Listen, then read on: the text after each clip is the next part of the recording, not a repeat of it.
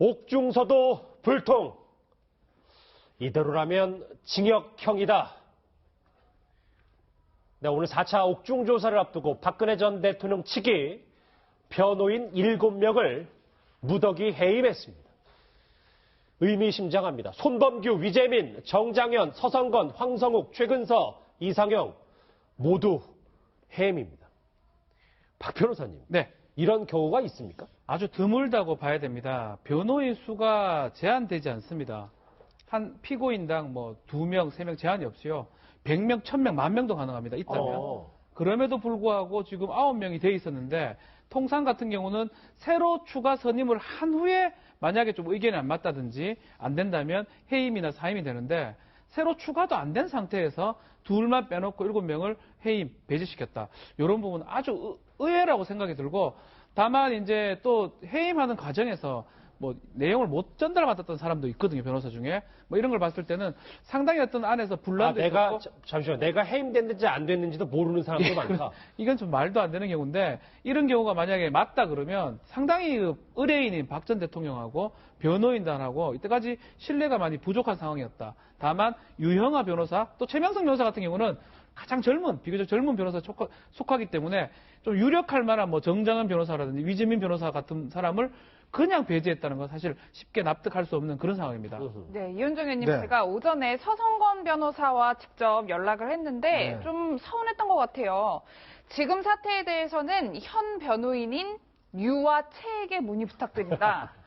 이제 변호인이 아니어서 말씀드리기가 곤란하다. 이런 이야기를 했는데 좀 서운함이 묻어나는 것 같습니다. 그렇죠. 사실 이번에 이제 박 전 대통령의 변호인단은 어떤 면에서 보면 이제 변호사 세계에서 사실은 이제 수임료라든지 이런 것 때문에 이제 한 분들이 아니고 실제로 박 전 대통령을 정말 좋아하고 또 위에서 이렇게 자발적으로 나선 분들이 꽤 많습니다.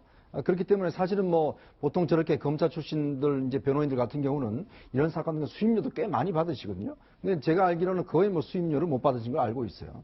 자, 그렇다면 이런 분들이 그동안 자신의 어떤 명예가 어떤 면에서 보면 좀 불리할 수도 있지 않습니까? 예. 저 변호사는 친박 변호사다. 이렇게 규정될 경우에 사실은 여러 가지 사건 수임에도 좀 지장이 있을 수도 있어요. 그러니까 그런 것들에도 불구하고 사실 이분들은 박 전 대통령을 위해서 다들 이제 변호인을 섰단 말이죠. 감수하고 맡았는데. 그렇죠. 이런 상황에 와서 이제 정말 본인들이 해임됐는지도 언론을 통해서 본 분도 계신다는 거 아니겠습니까? 예. 더군다나 이런 분들이 사실 언론을 통해서 섭섭함을 공개적으로 토로하는 것을 보면 사실 그간의 어떤 여러 가지 변호인들의 어떤 회의나 이런 과정에서 굉장히 소외가 많이 됐던 것 같아요. 아마 이런 분들 일부는 이 특검과 그 검찰 조사를 받으셔야 된다. 그리고 헌법재판소 나가고 김건기고 아니면 아니다. 이렇게 좀 나가야지만이 그래도 재판에서 유리하지 않느냐. 이런 식으로 건의를 많이 했다는 거예요. 근데 유영하 변호사 같은 경우는 무슨 소리냐. 대통령이 하나도 잘못한 거 없고 무죄다. 끝까지 가야 된다. 이런 식으로 했는데 결국 박 전 대통령은 지금 유영하 변호사를 채택했단 말이죠. 그런 걸로 보면 참 이 불통의 인사가 결국 변호인들한테도 적용되는 것이 아닌가 그렇게 생각이 듭니다. 저희 뉴스특급 제작진이 서성건 변호사에 연락을 했었을 때도 상당히 감정이 상했던 느낌은 좀 지울 수가 없었어요. 이종구 실장님, 이거 박근혜 전 대통령이 해임시킨 거니까 아니면 유영하 변호사가 중간에서 다 일처리를 알아서 한 거예요? 자, 박근혜 대통령의 인사 스타일 보면 답이 나옵니다. 자, 지난번에 정윤회 문건 사건 때 어떻게 됐죠? 정윤회 문건 사건 때 십상시 말이 나오고 문고리 3인방 얘기가 나오고 사실이든 아니든 간에 문고리 3인방을 내쳐라라는 목소리가 여당 내에서까지 나왔습니다. 그때 박 전 대통령이 뭐라고 했냐면 일 잘하는 사람을 왜 자르냐 하고 아예 전공법으로 이야기를 했어요. 그 다음에 어떻게 됐죠? 그 사람들 전부 다 도리어 더 중용하는 듯한 그런 어떤 제스처를 했습니다. 바로 이것이 오기의 어떤 인사정책이다 하고 말이 많았잖아요. 즉 뭐냐면 유영하 변호사를 재신임한다. 그리고 사실 이 사태까지 온 가장 큰 사실 그 계기가 뭐냐면 서성건 변호사예요. 서성건 변호사가 안에서 이야기돼야 될 것을 바깥으로 이야기했다. 이것이 지금 영린을 건드렸다라는 것이 박근혜 대통령의 지인들의 어떤 분석이거든요. 배신죄가 있다. 그렇죠. 안에서 그냥 서로 간에 어떤 내분이 있는 것을 왜 바깥으로 표출을 하느냐 하는 것에서부터 출발을 해서 박 대통령의 어떤 스타일 중에 하나가 무오류. 나의 어떤 생각은 오류가 없다. 지금 내가 이 변호에 대한 어떤 문제에 생각을 갖는 것도 전혀 문제가 없는데 그 문제가 있다고 내부에서 얘기하는 건 참을 수가 없다라는 그런 결정이다라는 게 지금 박근혜 대통령의 어떤 지인들의 이야기입니다. 이제 박근혜 전 대통령 주변에는 유영하 변호사밖에 남지 않은 것 같습니다. 두 사람의 관계 목소리를 한번 들어보시죠. 우리 유영하 후보는 저와 오랫동안 생각과 뜻을 같이 해온 동반자로 정의감에 불타고 믿고 신뢰할 수 있는 사람입니다. 또 일처리가 시원시원하고 한번 일을 맡으면 밤을 새서라도 해내는 그 열정과 추진력이 대단해서 성공한 대통령으로 자리매김되고 박근혜 정부가 성공한 걸 바라는 사람이냐, 그런 의미로 친박이라면 저 친박 맞습니다. 누구보다도 친박 맞습니다. 예, 사실 그동안 유영하 변호사가 주도했던 전면 부인 전략을 놓고서 변호인단 사이에서도 굉장히 불협화음이 많았잖아요. 그러니까 유영하 변호사는 뭐 첫 번째 변호인 아닙니까? 박 전 대통령이 선임한. 그러면서 일종의 이제 먼저 자리를 잡고 앉아서 아마 박 전 대통령의 귀를 유영하 변호사가 잡았던 게 아닌가. 그동안에 이제 박 전 대통령 태도를 보면 전체적으로 뭐 검찰 조사에서건 하여튼 뭐 전반적으로 다 이제 부인하는 태도로 쭉 지금까지 왔단 말이에요. 그랬죠. 결국 그러한 부분의 막후에는 유영하 변호사가 있었던 것이 아니냐라는 얘기들이 많이 나왔고, 거기에 대해서 뭔가 이제 박 전 대통령이 구속되는 상황까지 오니까 그러면 뭔가 좀 전략의 변화가 필요한 것 아니냐. 인정할 것은 인정하고 좀 이런 부분들이 있어야 앞으로 형량 부분에서 좀 뭔가 법원에서는 좀 감안이 되지 않겠느냐, 이런 얘기들이 많이 있었는데, 그런 부분에 대해서 사실 박 전 대통령은 채택을 안 한 거죠. 그냥 내 스타일대로 가겠다라는 그런 것을 분명히 한 것이고, 유영하 변호사는 변호사이긴 하지만 사실은 3번 출마를 했었고, 지난번 총선 때는 이 서울에서 출마를 하려다가 못한, 그러니까 사실은 변호사이긴 하지만 정치인이라고 봐야 되거든요. 그러니까 지금 박 전 대통령으로서는 이 2명의 변호사만을 남겨놓고 다 해임을 했다라면 앞으로 과연 이 재판정에서 법률적인 조언을 어떤 받는 이런 부분들보다는 뭔가 이제 당신이 중심이 돼서 좀 정치적인 메시지로 앞으로 승부를 봐야 되겠다. 뭐 이런 쪽으로 기존의 입장을 그대로 가져가는 쪽으로 결정을 한 것 같습니다. 저기 밑에 보니까 이제 답변서도 유영하 변호사 용, 나머지 변호사 용 따로 만들어. 그러니 뭐가 이제 좀 됐겠어요? 근데 박지훈 변호사님. 네. 그러니까 뭐가 잘 안 되려고 하니까 저렇게 되는 건데, 그래서 지금 해임된 변호사들에게는 이렇게 되면은 징역형 받을 수도 있다, 뭐 이런 얘기까지 하네요. 어쩌면 이 서성건 변호사가 인터뷰에서 그 얘기를 한 거죠. 이대로 간다면 징역형이 가능하다. 징역형이 될지 모른다. 이것 때문에 아마 지금 해임이 되는지 안 되는지 뭐 확인은 안 되지만 그럴 거로 추정이 가능한데, 서성건 변호사의 저 변호인 태도가 올바른 태도입니다. 변호사는 그 의뢰인한테 최악의 경우를 알려줘야 되거든요. 당신 징역 받을 수 있다. 벌금 받을 수 있다. 경우의 수를 다 알려줘야 되는데, 경우의 수를 밖으로 알린 건 어쩌면 안에서 얘기가 안 되니까 아마 밖으로 인터뷰를 한 걸로 저는 생각이 듭니다. 그걸 알리지 못하는 상황에서 답답함을 느꼈을 것 같아요. 아, 본인이 미리 알리겠다고 한 게 아니라 예, 워낙 소통이 안 되니까 이렇게라도 저는 그렇게 뭔가- 생각합니다. 제 생각이긴 한데, 변호인이 의뢰인을 만나가지고 당신 지금 이 상황이면 5년 될 수도 있고 10년 될 수도 있고 징역 1년 될 수도 있고, 이걸 상황을 설명하는 게 변호인이 싫지만 해야 될 업무거든요. 임무거든요. 그럼에도 불구하고 유영하라는 사람한테 가로막혀가지고 서성건 변호사를 비롯한 다른 변호인단이 접촉이 불가능하니까, 아마 그래서 뺐다면 앞으로 더 막기도 곤란해집니다. 이런 상황이라면 누가 덥석 선임하겠다고 얘기하기도 어려운 상황이 돼버리거든요. 상당히 걱정인 게 유영하 변호사, 최명성 변호사는 어쩌면 어떤 심부름하는 그런 상황이 될 수 있기 때문에 사실상 대통령 마음만 아주 대변할 수 있는 변호인 아닌 변호인이 옆에 도와주기 때문에 아주 큰 문제라 생각이 듭니다.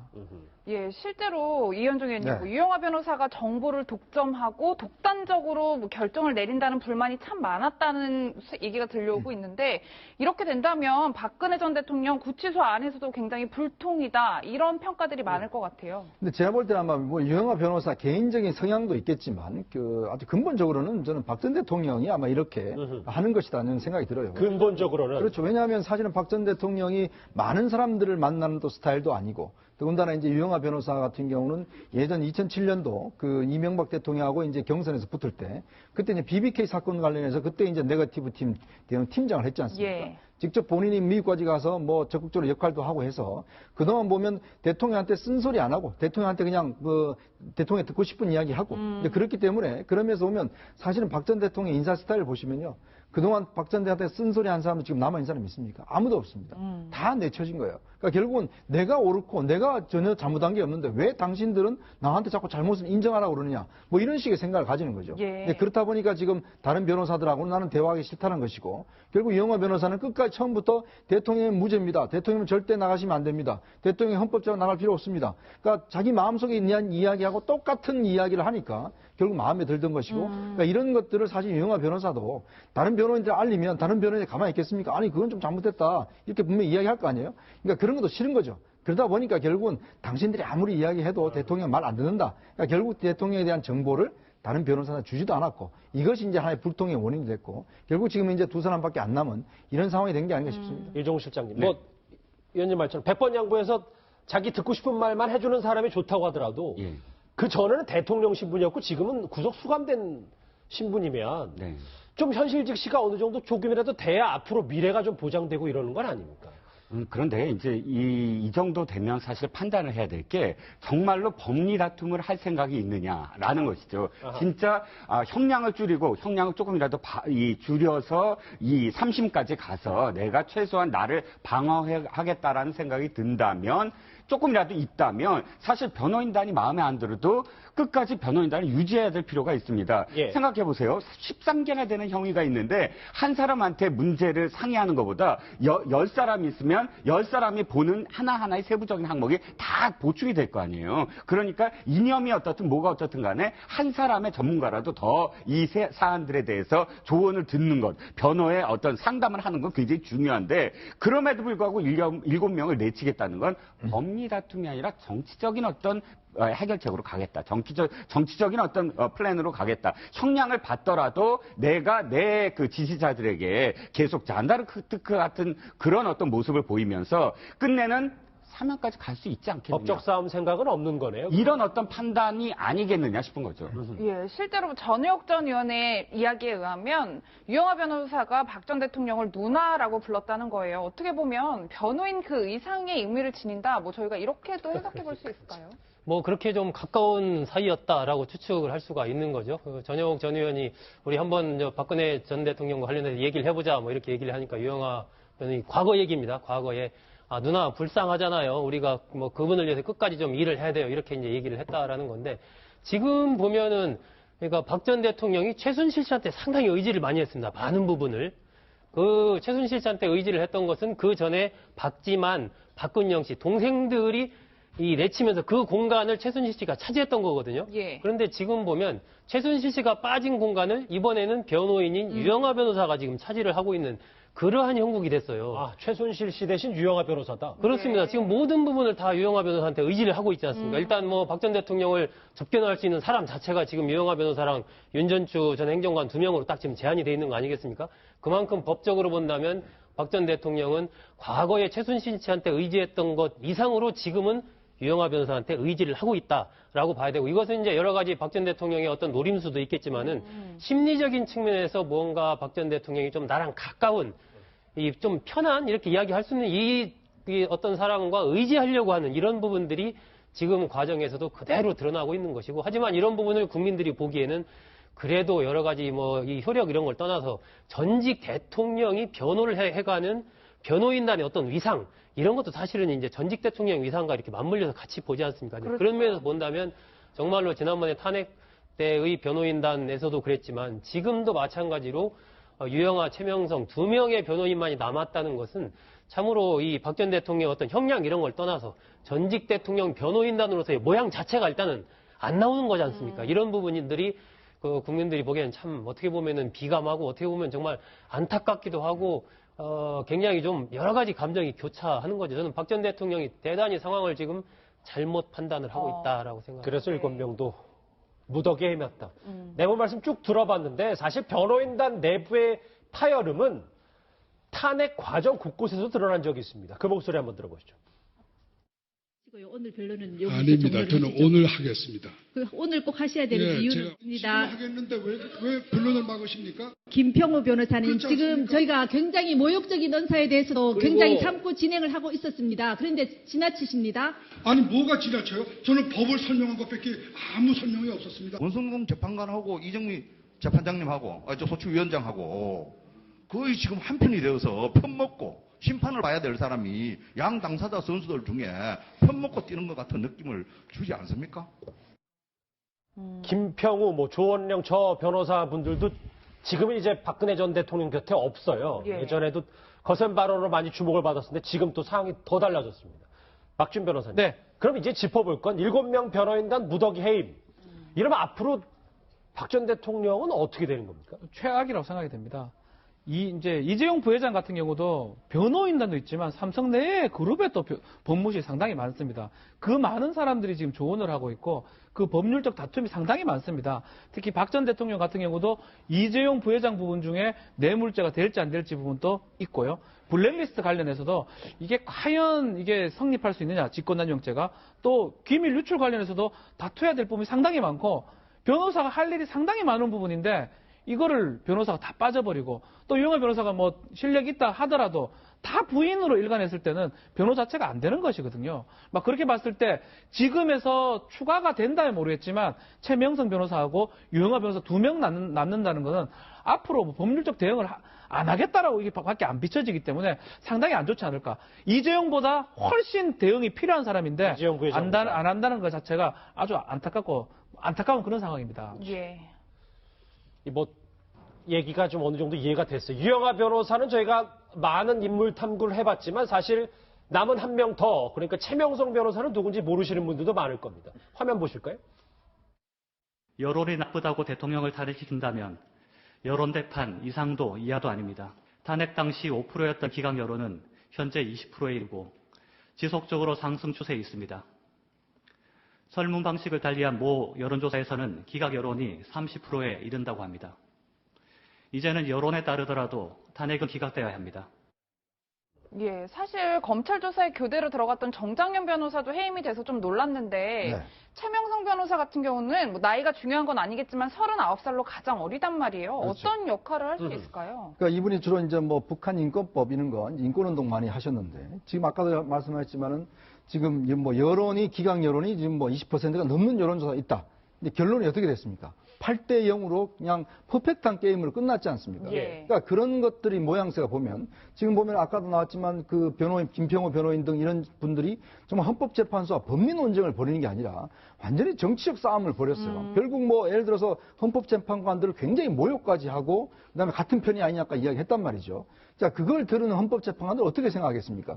결국 그 헌법재판관 결정문에 보면 대통령은 결국 지금도 헌법 위반이지만 앞으로도 헌법 위반을 할 것 같은 그런 가능성이 충분히 있다. 이런 것 때문에 사실은 탄핵 소추에 대해서 8대 0으로 인용 판결을 내는 거 아니겠습니까? 자, 그러면 이걸 이제 재판에다 다시 적용을 하면 판사가 어떻게 느끼겠어요? 예를 들어서 유영하 변호사가 다 무죄입니다. 전혀 이건 사실이 아닙니다. 다 엮였습니다. 이렇게 변론을 하면 재판장이 다 증거가 있는데 하나하나 따져보면 예를 들어서 뭐 판례를 갖다 댄다든지 뭐 외국 사례를 갖다 댄 뭔가 법리적 논쟁을 붙여서 그렇죠. 어떤 이걸 무죄가 가능하다는 쪽으로 만들어줘야 되는데 아닙니다. 절대 안 했습니다. 그거는 아마 안종범 수청은 딴 사람 이야기 듣고 한 겁니다. 이런 식으로 이야기하면 재판관 판사 입장에서 보면 이건 해도 너무한 거 아니냐. 제목을 인정할 건 그렇죠. 인정해야 되는데. 왜냐하면 뻔히 안종범 수석의 그 수첩 내용에 VIP라는 게 대통령이라는 게 명확한데 박 전 대통령이 뭐라고 그랬습니까? 이거 아마 딴 사람 이야기 듣고 쓴 것 같습니다. 이렇게 진술한 거 아니겠습니까? 그럼 차기 대통령이 과연 사면을 해줄 수 있겠습니까? 예를 들어 본인이 뭔가 그래도 좀 인정하고 반성하고 이래야 국민 여론이 그래도 좀 동하고 그런 기반으로 해서 사면을 해줄 수 있지 않겠습니까? 근데 전혀 하나도 인정하지 않는 상황에서 과연 차기 대통령의 그런 위험보다 많을까? 상당히 저는 의문입니다. 근데 재판을 하긴 해야 되니까요, 정우 실장님. 그래서 네네. 박지만 회장이 뭐 고위 법조인 접촉한다는데 지금 잘 안 되나 봐요. 접촉한다는 설은 있는데 또 내부에서는 부인도 하는 이야기도 있습니다. 박지만 회장의 측근은 우리는 알아보지 않는다. 뭐 그런 얘기도 해요? 헛소문이다. 이런 이야기도 들려와요. 그러니까 양갈래로 지금 얘기가 들려오는데 사실 진상은 이럴 것 같습니다. 박지만 회장이 사실은 그 자신의 누이를 도와주려는 마음은 분명히 있었던 것 같아요. 그래서 알아보는 것은 어느 정도 시작을 했는데 다만 박 전 대통령이 그걸 전혀 원하지 않는다. 그래서 알아보는 것을 지금은 더 이상 알아보지 않고 있다. 이렇게 지금 분석을 하고 있는 게 맞는 것 같고요. 그 이유는 딱 이렇습니다. 사실상 지금 이 유영하 변호사가 문고리 3인방의 역할을 혼자 하고 있는 것이거든요. 문고리 3인방이 어떤 권력이었냐면 박 대통령과 세상을 연결시켜주는 고리였지 않습니까? 그렇다면 지금 유영하 변호사가 지금 그걸 다 틀어치고 있는데 만약에 다른 뭐 박지만 씨가 누군가를 추천한다 그랬을 때 유영하 변호사가 그것을 또다시 이렇게 내줄 수 있느냐, 그런 어떤 공유도 하고 할 수 있느냐 하면 만약 그게 가능하다면 나머지 7명을 자를 이유도 없지 않겠습니까? 그러니까 사실상 유영하 변호사가 박 대통령의 뜻을 받들어서 사람을 충원하면 그것은 가능할지 몰라도 그 이외에 아무리 남동생이라도 지금 서영희 변호사도 안 되는 겁니까? 서영희 변호사는 시기, 명분, 실리 다 놓쳤어요. 만약 하려고 그러면은 시기적으로는 첫 번째 면회 때 어느 정도 그런 그 변호사로서 받아들이는 듯한 어떤 그걸 줬어야 됐는데 지금 예. 그때는 좀 안 만나주는 듯한 상황이 있다가 지금 다시 받아들인다? 그리고 또 명분도 그렇고 마지막에 실리는 뭐냐면 아까 말씀드렸듯이 이 유영하 변호사와 진짜 서영희 변호사가 호흡을 맞춰가면서 할 수 있느냐. 예. 지금 안 된다는 것이 드러난 이상에는 이 나머지 사람들에 대한 충원은 유영하 변호사한테 달려있다. 이렇게밖에는 해석할 수가 없겠네요. 예, 박 변호사님 네. 뭐 이런 와중에 박근혜 전 대통령이 구치소 생활에 어느 정도 적응을 하고 네. 있다 이런 보도가 있었는데 운동 시간에는 뭐 운동장의 모습을 드러내기도 했다 이런 얘기들도 있더라고요. 운동 시간이 이제 하루에 한 20분, 30분 정도 주어집니다. 그 시간을 만약에 활용하지 않으면 햇볕을 좀 보기 어렵기 때문에 대다수 이제 독방에 있다든지 좀 구치소가 어렵다 하더라도 운동 시간 꼭 활용한다 그러고요. 박 전 대통령도 운동을 지금 하고 있다고 지금 알려져 있습니다. 예. 박 전 대통령 같은 경우도 통상 좀 시간이 끌면 나중에 좀 수용을 하고 타협을 하는 과정을 거칩니다. 아마 검찰 옥중 조사도 지금 많이 진행됐고 하다 보니까 일정 부분 구치소에 있어야 되는 상황을 어떤 부분 받아들인 상황이 아닌가. 그래서 약간 뭐 이렇게 독방에서 눕기도 하고 이런다 하는데 뭐 그런 부분까지 아마 구치소에 간섭은 하지 않는 걸로 보이고요. 대개 그 일가에 맞게 지금 생활하고 있는 것으로 지금 알려져 있습니다. 말씀하셨던 건 구치소 생활을 어느 정도 적응이 됐는지 모르겠지만 내용 말씀 종합해 봤을 때는 박 전 대통령 측은 일단 변호사 7명 무더기의 힘으로 법리 다툼보다는 정치적 싸움을 본격적으로 시작한 것 같습니다. 박근혜 남자 유영하 변호사에 이어서 또 한 명 있잖아요. 조원진 의원의 심상치 않은 행보가 지금 눈에 띕니다. 그 모습부터 보시죠.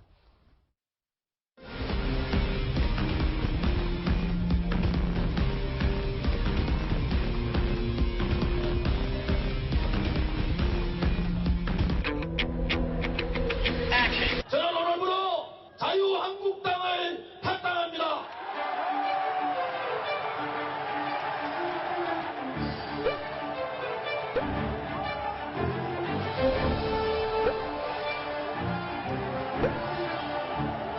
첫 번째는 탄핵을 주도했던 세력과의 전쟁을 선포합니다. 중국 좌파 세력과의 전쟁을 선포합니다.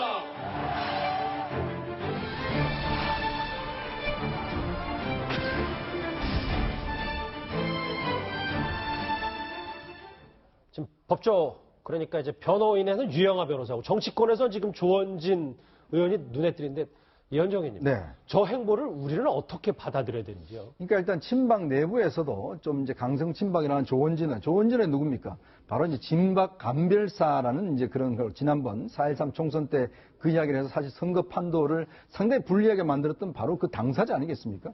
조원진 의원 같은 경우는 대구 달서가 이제 고향 지역구인데 친박 연대로 사실은 정계에 들어왔어요. 그래서 국회의원이 돼서 지금 이제 자유한국당 국회의원 하고 있는데 아마 이제 본인 입장에서 보면 그럴 것 같습니다. 결국은 본인이 앞으로 지역구에서나 당선을 하려면 결국 이제 박근혜 전 대통령에 대한 충성심 뭐 이런 걸로만 밀고 나가야 되겠다. 이제 이런 생각을 하는 거예요.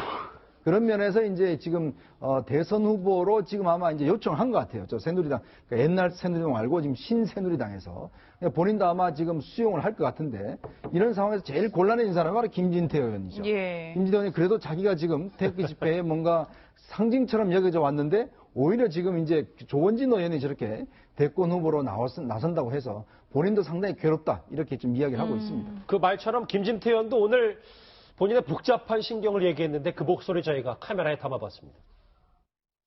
우리 조원진 의원 탈당하고 새로 생긴 새누리당으로 정말 굉장히 많이 시끄럽습니다. 저도 많이 중간에서 괴로운 상황입니다. 당분간 선의의 경쟁을 할 수밖에 없다. 이런 생각을 하고 결국은 우리 보수 우파의 결집과 재건을 위해서는 끌어안아야 할 대상이기 때문에 지금 너무 좀 필요 이상으로 자극한다거나 하는 이런 것은 크게 봐서 우리 이 대선에도 도움이 되지 않는다. 네, 지금 선의의 경쟁을 하겠다고 이야기를 했는데 한편으로는 자유한국당 탈당의 신호탄이 될 수도 있지 않을까 뭐 이런 생각도 드는데요. 어제 자유한국당 선거대책 회의가 있었거든요. 거기에서 조원진 의원의 탈당과 관련돼서는 아무런 언급이나 논의가 없었습니다. 이런 부분들은 뭐 탈당 자체, 조원진 의원의 정치적인 파괴력 이런 게 뭐 이렇게 큰 영향이 없다라고 이제 판단을 한 거죠. 그러니까 그런 논의 자체를 테이블에 올리지 않았던 것이고 이게 지역에도 본다면 지난번에 그 대구시장 선거에 출마했을 때 그때 조원진 의원이 3등인가 4등인가 했었죠. 그 대구시장 경선에서 그런 적도 있어요. 예, 그런 부분들 여러 가지 부분들이 있는데 지금 뭐 이 홍준표 후보 같은 경우는 마지막 친박계가 당을 나갔다 해서 뭔가 이제 조원진 의원의 탈당을 계기로 그나마 좀 바른정당과의 연대나 이런 부분에 좀 도움이 되지 않겠냐는 희망사항을 피력을 하고 있는데 그 조원진 의원이 탈당했기 때문에 또 다른 친박계 의원들이 뭐 자유한국당을 탈당해서 합류를 한다든지 뭐 이럴 가능성 자체는 거의 없지 않나. 예, 지금 뭐 그게 큰 어떤 호응을 얻는 것도 아니고 또 자유한국당 자체도 지금 굉장히 어떤 바른정당을 포함해서 여러 정당으로부터 변화를 해라라는 비판을 많이 받고 있지 않습니까? 그런 상황에서 더 추가 탈당하기는 어려운 것 같고 조원진 의원은 어쨌든 태극기로 상징되는 그 표심 거기에 이번 기회에 올라타면 뭔가 정치적인 좀 기회가 있지 않겠느냐라고 판단을 한 것 같아요. 12일 날까지 이제 대선 출마 여부를 결정을 한다고 하니까 뭐 지켜봐야 되겠지만 아마 그러저러한 노림수 속에서 좀 당을 탈당해서 새누리당으로 간 게 아닌가 그렇게 추측이 됩니다. 박근혜 전 대통령의 남자들인 유영하 변호사와 조원진 의원의 깜짝 행보 저희가 오늘 얘기로 시작을 해봤습니다.